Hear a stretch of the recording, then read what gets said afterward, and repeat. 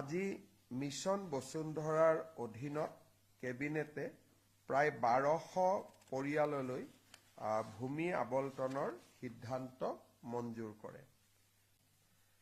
আজি আমাৰ বহুদিনৰ পৰা ডিমা হাছাও জিলাত 884টা ফেমিলিয়ে 4 লেন নেশ্যনেল হাইৱেৰ কম্পেনচেশ্যন এটা পাব বাকী আছিল, তাকো আজি কেবিনেটে অনুমোদন জনায়।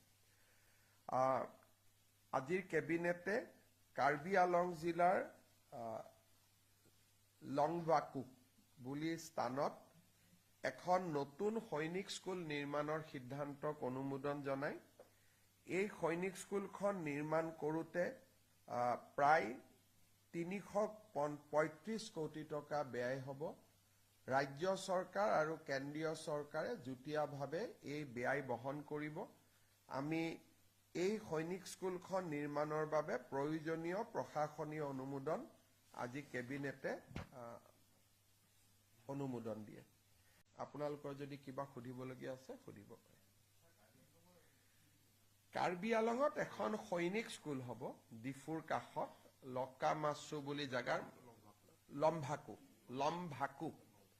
লমভাকুত হ'ব 335 ক্ৰোৰ্ছ।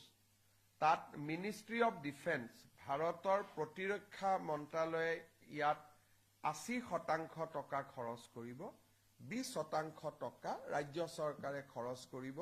অসমৰ এখন ছেকেণ্ড সৈনিক স্কুল হ'ব।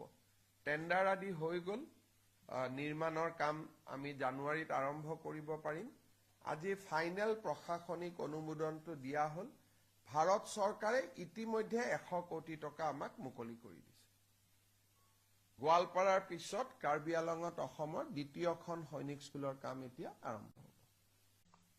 লমভাকু না লংভাকু LUNG